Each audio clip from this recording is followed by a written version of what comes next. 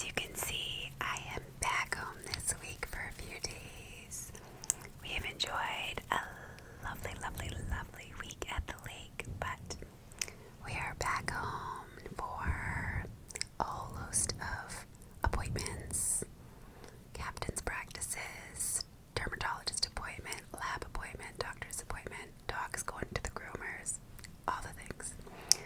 So, back home for a little bit, and that's okay. But I am looking forward to catching up with you all. But before we begin, why don't we go ahead and light a candle to enjoy together. I have our calm cozy candle. This might be my new favorite candle, actually, to share with you. It feels extra special.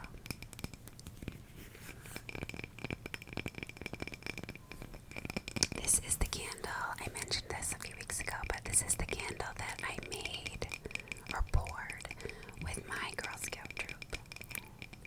And they told we had to name the candles, and I named mine Calm Cozy Candle. It was not my idea, it was one of my little Girl Scouts. It was her idea. But I loved it. I thought it was perfect. And it is grapefruit fragranced. So let's go ahead and light that.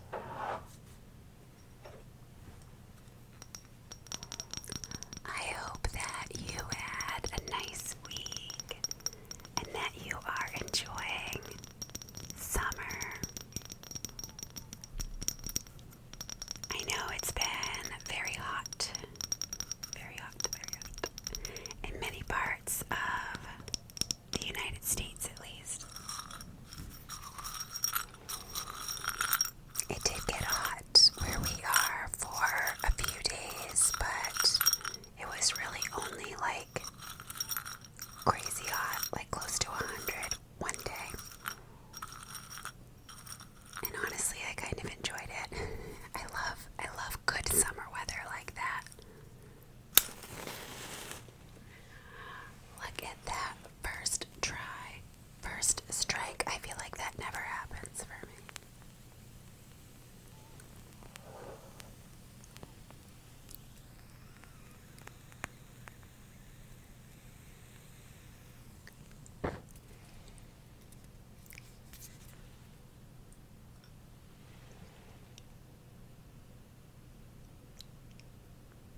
So we can enjoy this in the background while we chat. There we go. So I hope you had a nice week. You have to tell me a little something about your week in the comments if you can. Tell me something that you did.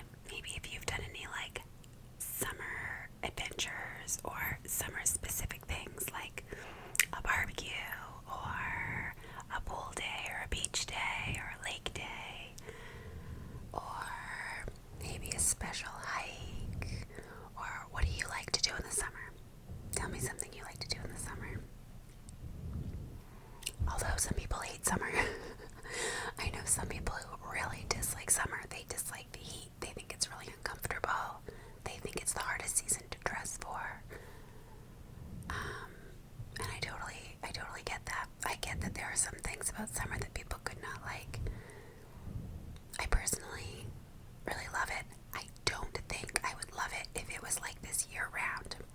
But I really appreciate it because it's such a short season for us. But I would love to hear about your week and something special about your week.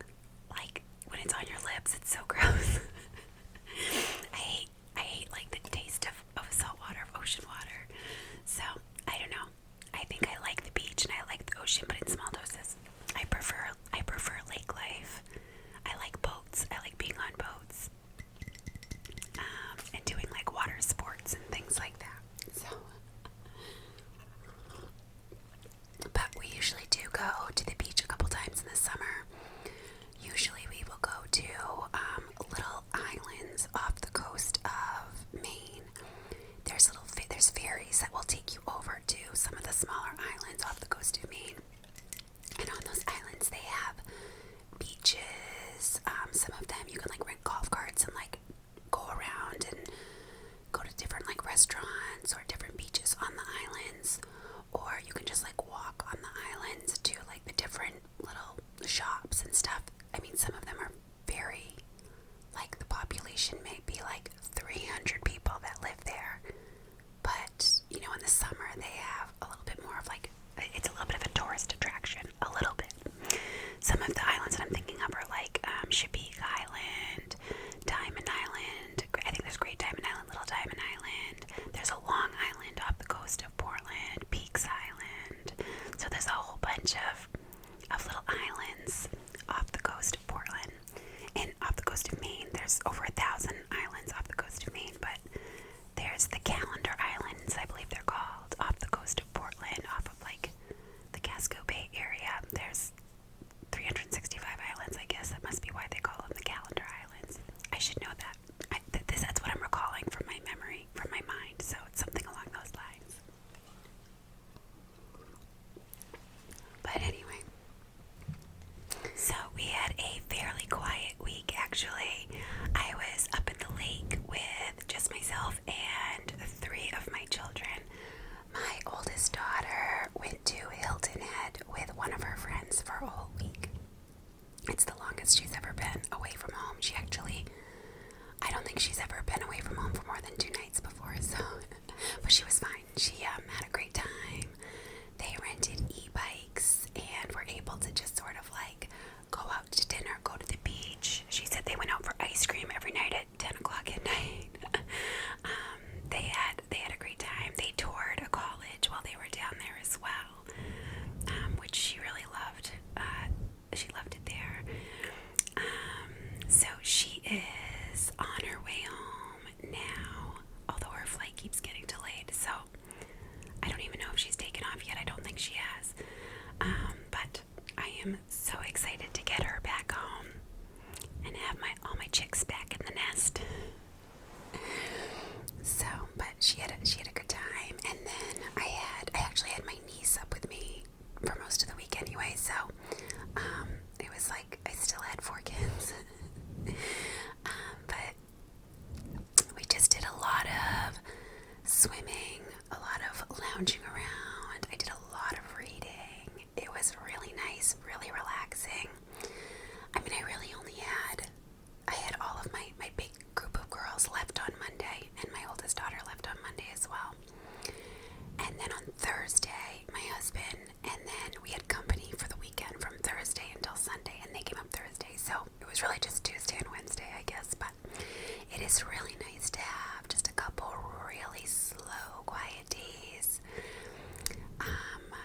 My other 3 kids and we went out to breakfast one day, which is something we never do. My husband loves to make like big, elaborate breakfasts on the weekends, so we never really go to breakfast, but I thought it would be fun to take them to a place up there. And then we just sort of, they bought a new game. The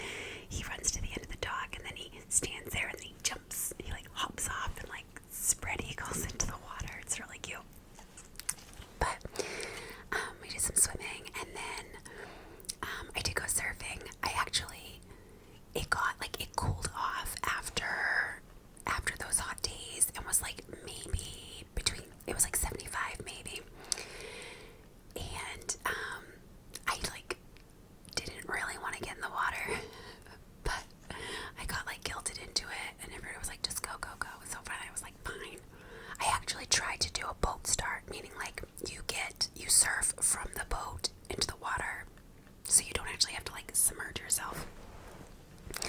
I've done it before, but I tried to do it twice this weekend because I was too wimpy to just hop in the water.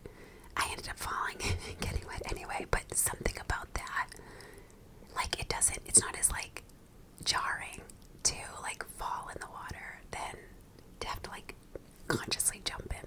I don't know, maybe that's crazy thoughts, but to me it wasn't as bad. So anyway, I did surf, and like as soon as I was out there and surfing, I was like, oh man, I forgot how much fun this is. I really love it. It just feels so good. There's just something about like that rhythm. It's just, for me, it is so fun. I find it so fun. So I was reminded of how much joy it brings me. And that kind of helped me the second time when it was kind of chilly and I was like, I don't want to get in the water. And I was going to forego my turn. And then I remembered like how much fun I had when I went the other day. So I did it again. And it was worth it. It was totally worth it. So yeah, we did some surfing. And then on Saturday, we had our annual, my sister-in-law Marcy, who you all met. Hello, Marcy. I mentioned when she was on here with me that she's a breast cancer survivor. And so she does the Try for a Cure every year, which is a triathlon that is just for women. And it's hosted in Maine, and it supports breast cancer research. So I've done it a few times with her as well. But she is fundraising for that, and so as part of her fundraising, every year she and my brother host a cook-off, and they call it the Cookoff for a Cure, and they have anywhere from 5 to 7 different chefs that come in and have a plate that's like a one bite or a small bite experience, and you cook for all the people that attend, and when you attend you pay to get in, and that's part of the fundraiser, and there's a raffle and whatever. So my husband is one of the chefs. He's not a chef, but he and my brother-in-law every year are a team, and they tend to, my brother-in-law is a big, like, he smokes like pork or brisket or whatever, and so usually their recipes revolve around that. They're one of the chefs, and so this year they made a Polynesian slider was their entry. A Polynesian slider. So essentially it was a pulled pork sandwich on a Hawaiian roll with a coleslaw, barbecue sauce, and a slice of pineapple. So that was their entry, and it was delicious. They actually won the best bite. No, they didn't. I'm sorry. They won People's Choice. So there is a People's Choice winner. There is a best bite winner. And then there's a judge's award. So some of the other entries were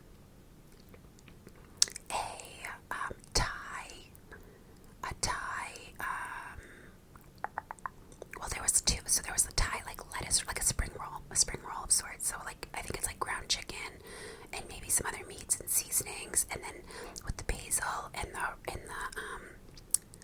in that rice paper. It was so good. Then there was a steak and cheese jalapeno popper wrapped in bacon.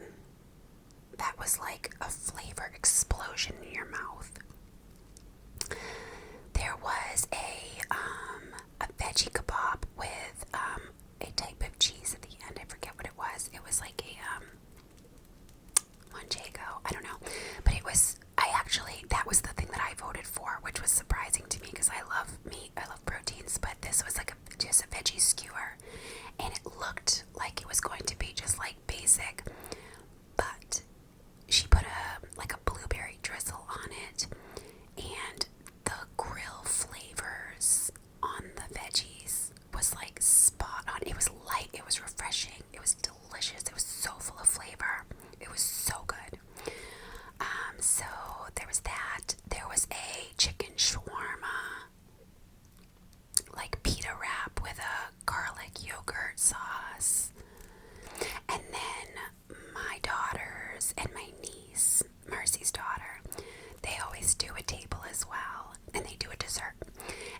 year they called it Le Petit Quenelle. Le Petit Quenelle is what they called it, and it was basically like almost like a buttery cookie base, like a picture butter cookie, like a cinnamon roll layer, another butter cookie layer, and then a cinnamon frosting, and they cut them into little like squares. They were inspired by a cinnamon Pop-Tart, but it didn't look anything like a Pop-Tart. It did kind of taste like one, I guess, but it was really good. It like melted in your mouth because there was a ton of butter in it, and cinnamon and sugar, and it was delicious. But so the winners were People's Choice, which People's Choice was like you liked the food, but you also liked the presentation, and the chefs could have like decorated their table or had a certain vibe or whatever. And then there was Best Bite, which was like overall the best like bite and flavor. And then there was the Judges Award, and the judges are 3 blind judges. Like nobody knows who the judges are. They are 3 cancer survivors. Actually, no, I'm sorry, 6. There were 6 judges, and they're usually all cancer survivors. This year, it was pouring rain, and so we ended up moving the event to the VFW. So one of the guys who runs the VFW was one of the judges too, which was so nice. So anyway, it was a great event. The jalapeno popper won the Judges Award. My husband and my brother-in-law, the Polynesian sliders, won People's Choice. And then the Thai, there was the lettuce wrap, and then there were the spring roll. And then they did the same thing, but like in a phyllo dough cup. I don't know what you call it, but like those little like dough, like crispy cups. But that one, Best Bite. No, Best Bite. So it was People's Choice, Best Bite, and then the Judges Award. So those were the winners. And then there was also like a big raffle, which my sister-in-law and my brother, they typically will just get local companies to donate stuff to raffle off. But sometimes I'll make gift baskets for it. I usually make a gift basket or 2 for it as well. I didn't this year. She didn't ask me to. She was kind of paring down, I think.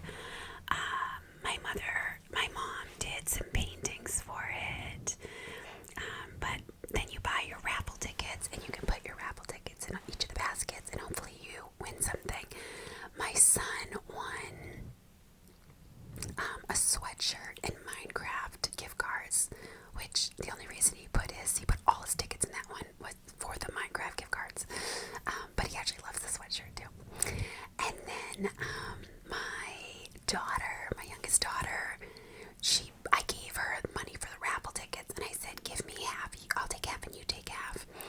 She ended up taking all of them and putting them, I don't know if she put them in multiple baskets, but she put a lot in the thing that I wanted to, and it was this big, beautiful, it was called Date Night In, was the name of the basket, and it included this big, chunky knit, super chenille yarn, chunky knit blanket. It was so cushy and big and cozy. I was like, I want that. And then it also had a candle and a bottle of champagne and a gift card to a local restaurant. So my daughter ended up winning that, and of course she's like, you can have the candle and the champagne, I want the blanket. And I was like, I want the blanket. So she got the blanket, but I do know who made the blanket, and I'm hoping that I can get her to make me one too, because it is just the coziest.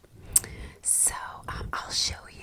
Maybe what I'll do is when we're back in Maine, all that stuff just stayed in Maine, but when we're back there for my next cozy chat, maybe I'll show you those items, because they were really nice. The candles were really pretty. And yeah, so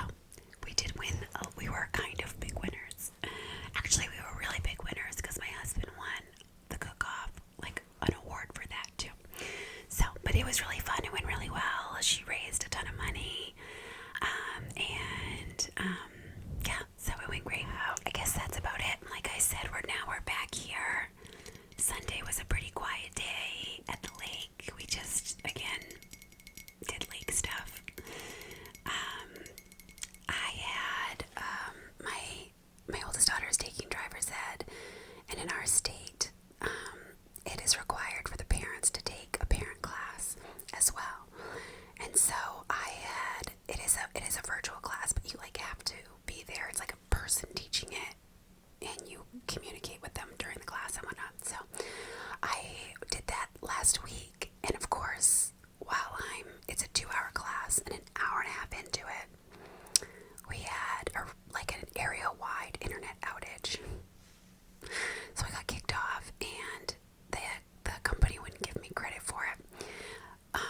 And not only that, they were like, we can't give you credit for the class. You have to retake the class, which I was like, that's fine, I understand. But then they were going to charge me $50 for missing the class, and I was like, no, I was there, I was in it. I'm like, there was nothing I could do, and luckily our internet company had sent my husband a text message being like, there's an internet outage, you should expect it back around this time or whatever. So I forwarded that to the driving company that we're going through, and I was like, is there any way you can waive that fee? I'm like, I'll take the class again, that's fine.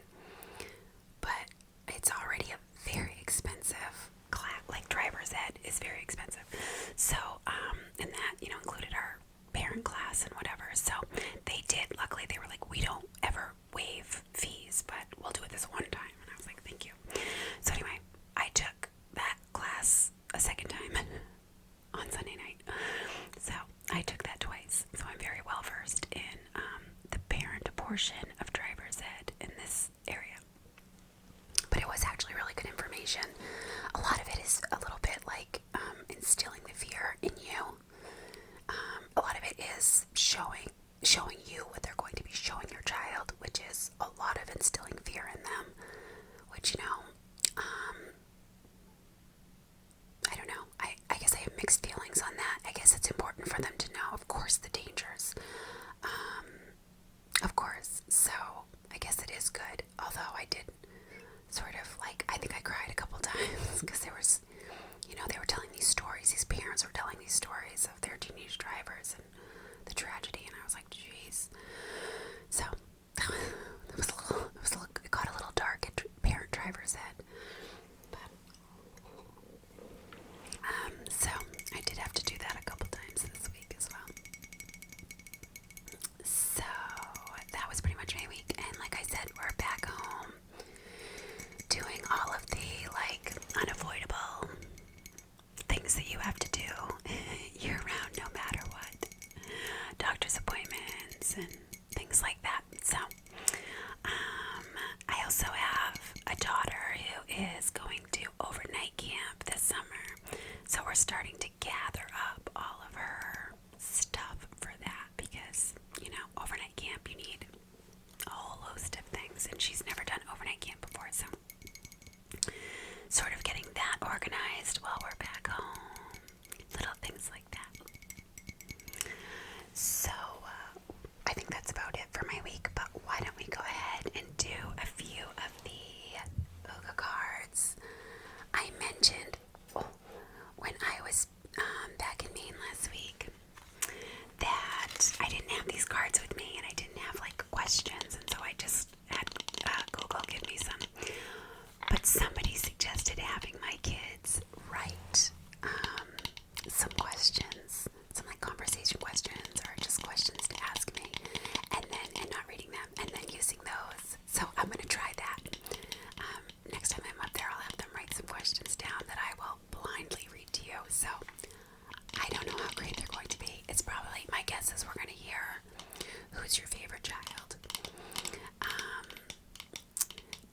And maybe, I don't know, that's all I can think of at the moment. I am sure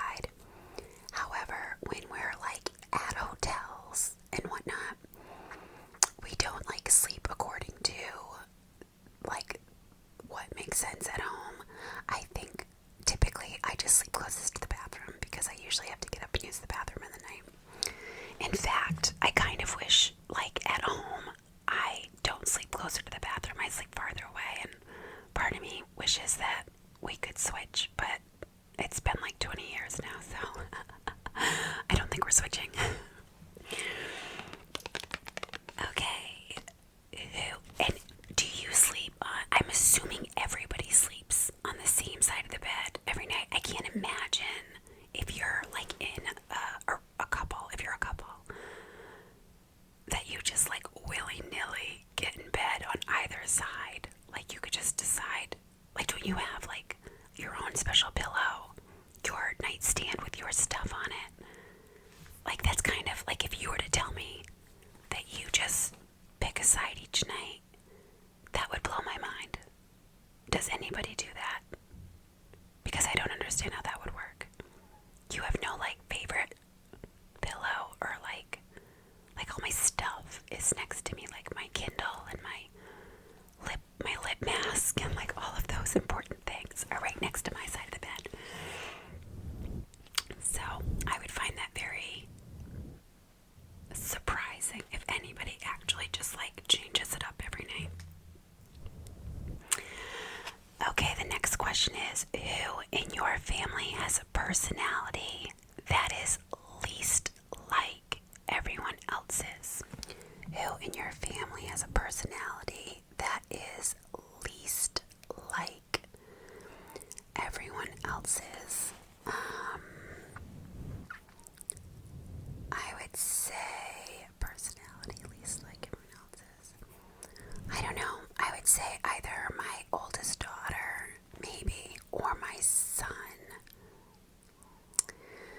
My middle daughter's very similar to her dad, my husband, and my youngest daughter is very similar to me. I would say that my oldest is also similar to me, but she's much more, she's like super level-headed, not emotional. Like she's so level with her emotions. It's like amazing to me. She's like really good at, like if she were to get in trouble, like reading how to handle someone. She's like so good at that. She's also not like super silly or anything like that.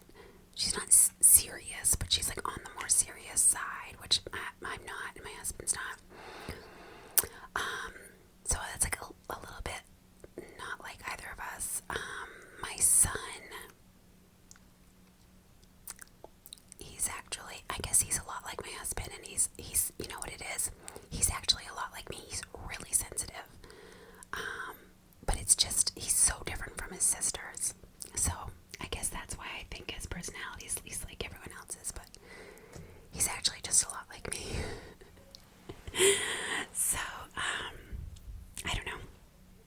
I guess we're all kind of similar to each other in a lot of ways, so it's tough to really to answer that. You'll have to tell me if you have like one person in your family who has a personality that's like wildly different than everyone else. I can't really like picture that because we're all together so much. Obviously, everybody has their own different like personalities, but I feel like they all sort of have little bits and pieces that are like from my husband, from me, from a sibling, a grandparent. So I don't know. Let's see. The last question on this card is, if you could be reincarnated as any animal, which animal would you choose? If you could be reincarnated as any animal, which animal would you choose?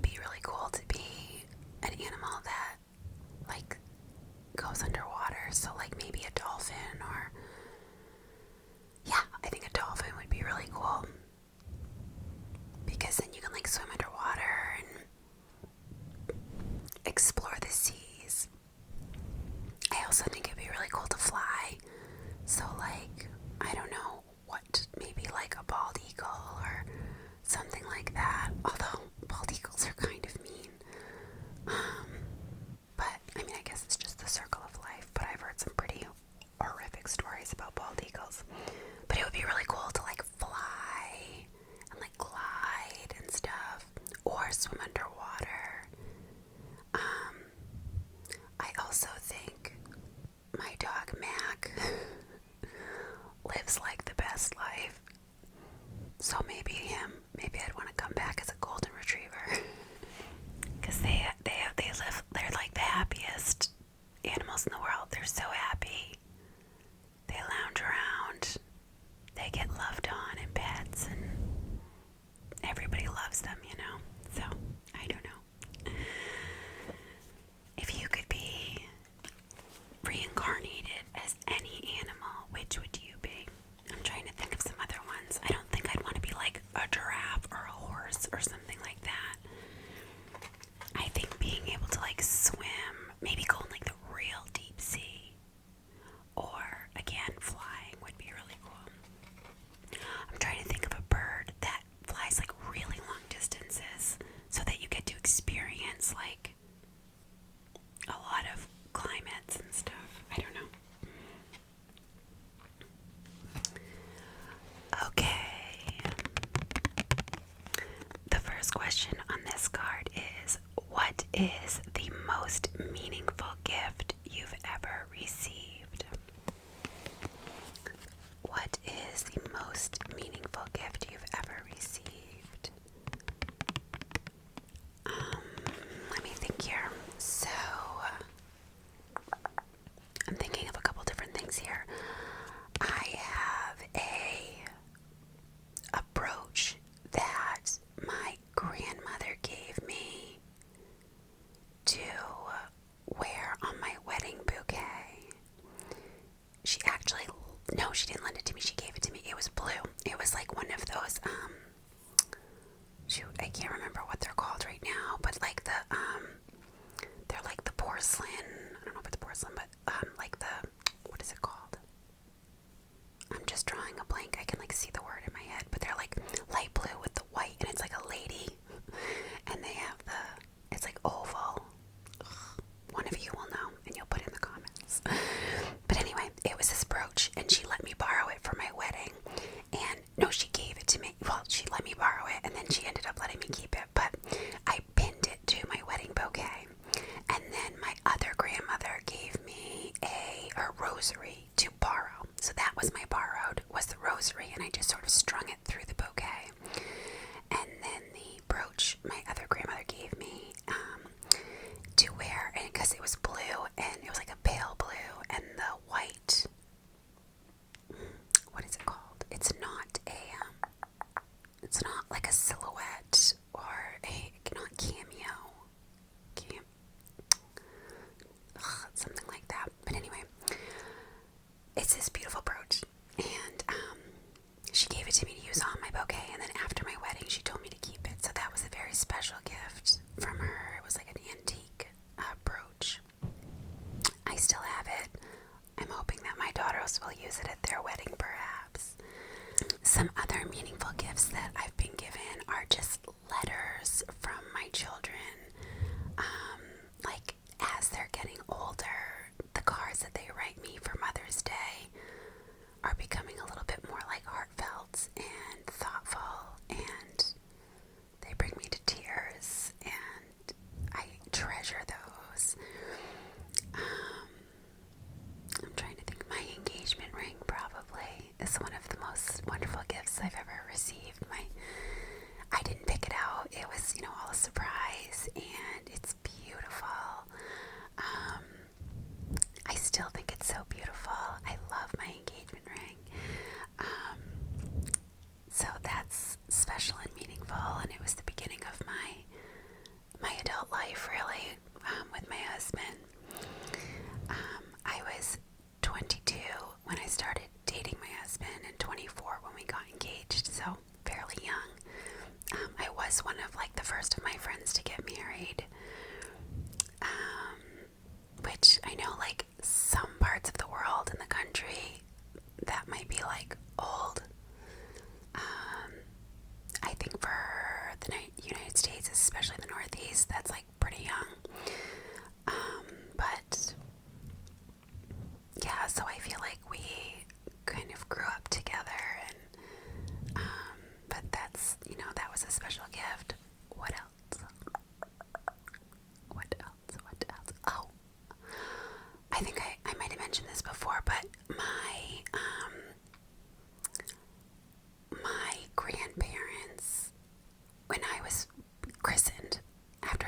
born and I was baptized, my grandparents gave me or gifted me at the time a bottle of champagne and wrote a letter on the bottle of champagne.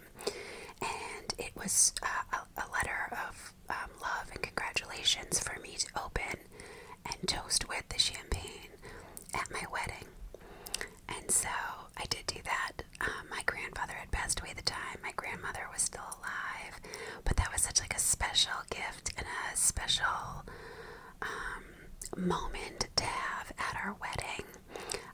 I have since had that bottle. We saved the bottle, of course. And I had it turned into a lamp. Maybe I could share that with you all sometime. But then my children, when they were christened, my parents gave them each a bottle of, I think they actually did wine rather than champagne, just so that it would age better, and wrote a letter to them to read the letter and to toast with at their weddings, should they get married. So that's just like a really meaningful gift that I've received as well. Okay, the next question is, would you tell people if you won the lottery or keep it a secret? It depends on how much money it was, but probably keep it a secret. I mean, I would try to keep it a secret, I don't know. I think I actually just talked about this like last week or the week before or something, but yeah, I think if I won the lottery, I'd want to keep it a secret, just because, I don't know. I also I feel like, I don't know, tell me how you feel about like being rich. Obviously, having a lot of money would be great, right? But I feel like there's like a threshold where it can become like too much, and like you can have like too much money, and like life becomes like almost like foolish in some ways, or like the important things like stop mattering. I don't know, maybe that's just like rich people in the spotlight. I'm not really sure, but sometimes when I see like super rich people, I'm like, I don't know if I would want to be super rich. I feel like you lose perspective, and yeah, I don't know. So, but I would probably keep it a secret. I haven't won the lottery yet. I don't play the lottery, so odds are I won't be winning anytime soon. Okay, and the next question is, do you prefer paper books or ebooks? I think I prefer paper books. I love holding a paper book. I love getting a new book from the library or from a bookstore. There's just something about a new book that is just like so exciting and exhilarating to me. Even just like, again, from the library, just that feeling of a new adventure to read about and to get absorbed into.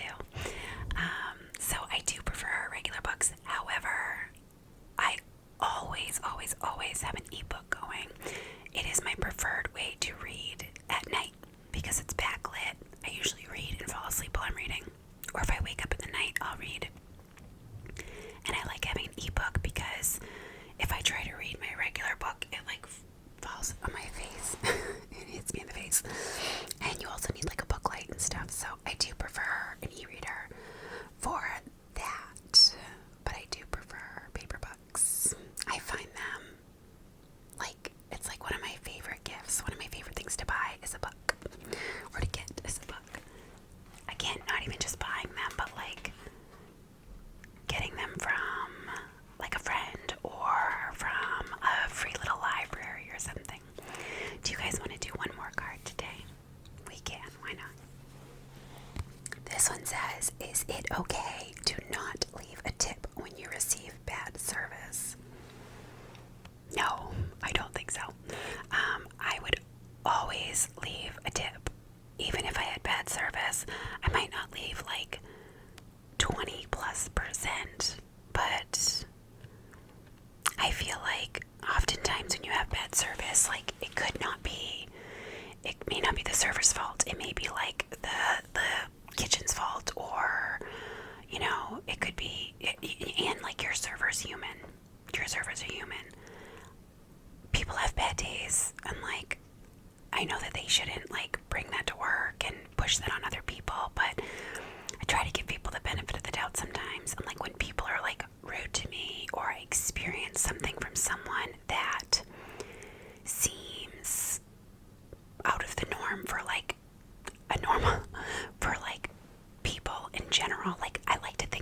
people are good. Most people are good. Most people try to put their best foot forward.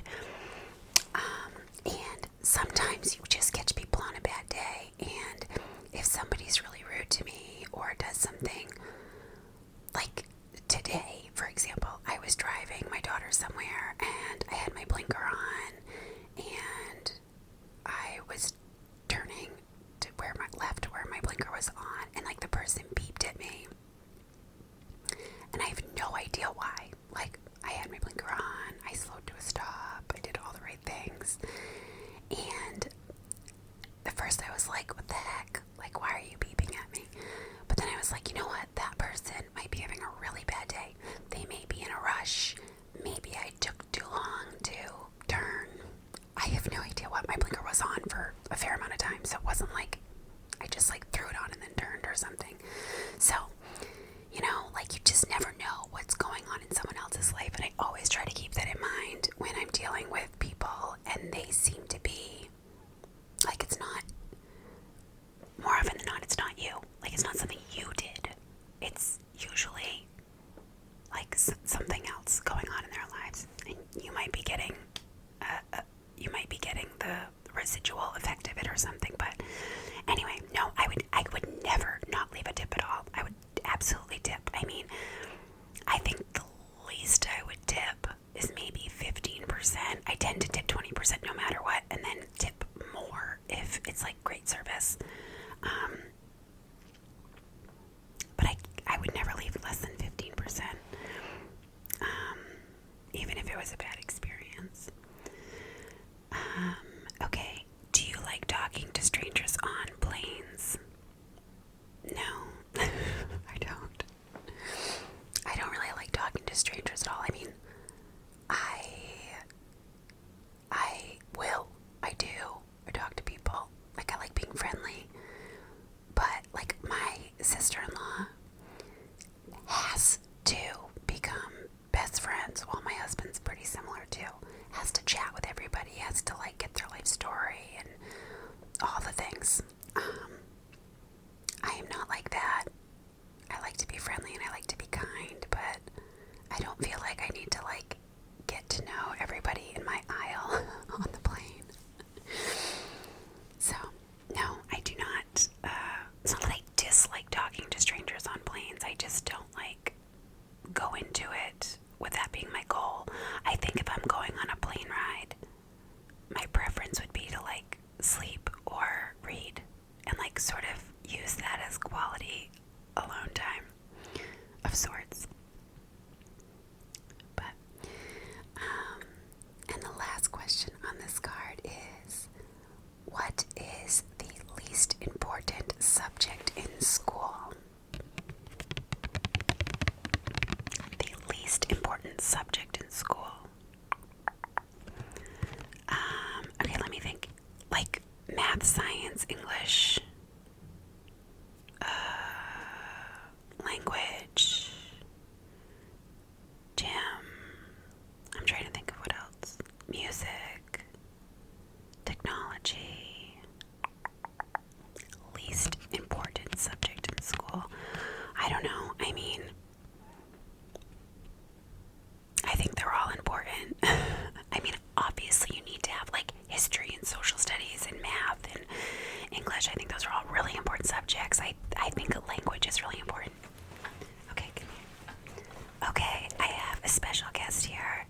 It is my daughter's best friend, and she has been begging me to be on my channel for a long time. I told her I can't let her be in the frame because she's not my kid, so I can't put her on the internet. But I told her she could say hello. Hi. Say something. You're not in the camera. I'm Brielle, and I'm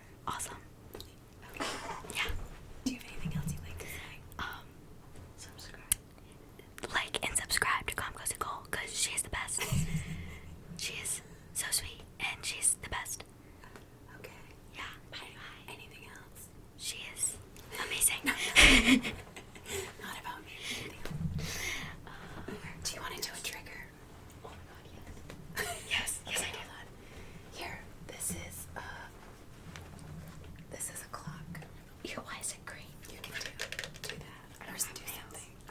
You can just tap on it.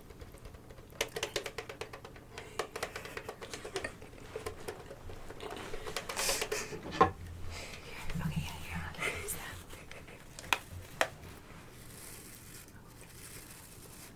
Do enough, I think.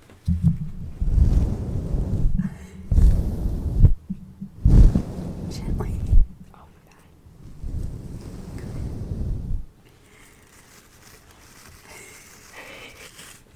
Alright, thank you. You're welcome.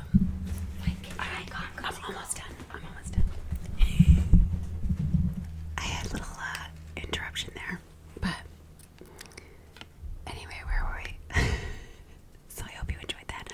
I have so many of my kids' friends who want to be on this channel so badly, and I wish I could be like, yeah, come on. Like, she would be so perfect to have on here, but I can't, she's not my kid. So this way she got to say a quick hello. I'm driving the girls to her house for a sleepover after this, so that's why they just came in here. So anyway, the least important subject in school, I really have no idea. I think like even some people might say like phys ed, but I think movement is so important for kids. I think they need some movement in their day. Recess gets phased out in our schools by like, in middle school sometime, they have like 7 minutes to go outside. And I think that's a shame. I think like kids should be given some time to like move their bodies, relax their minds a little bit. Music education, again, like, it's not everybody can afford to be exposed to music education outside of school. So I feel like it's important to have in school because some kids wouldn't have the opportunity to go to like piano lessons or violin lessons or whatever the case may be. So I think it's great that they have the opportunity to learn about an instrument if they want, or chorus, or just general music education. So I don't know. I know like we have civics, which again is such an important class. My kids hate it, but but I do think it's really important. I mean, in high school, there are some classes they could live without. Like, we're gonna just bike over. Are you sure? Are you sure with your bag? You want to do that? Okay. Can you call me when you get there? Okay. So I know, like in high school, like my daughter took yoga. Is that an important class to have in high school? Probably not, but it's great to be exposed to things like that. You know what I mean? It's an elective, so they have like yoga, photography. One of the electives they have is like, I forget what it's called, but it basically teaches them like grown-up life skills, like how to budget and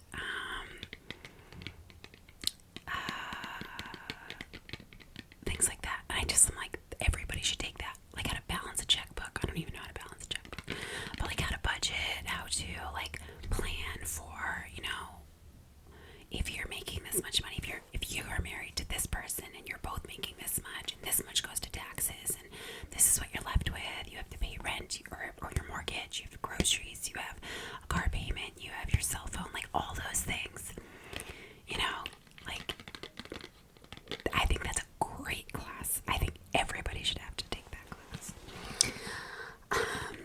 So I don't know, that's a really tough question. The least important subject in school, I can't pick one. I mean, language perhaps, but I feel like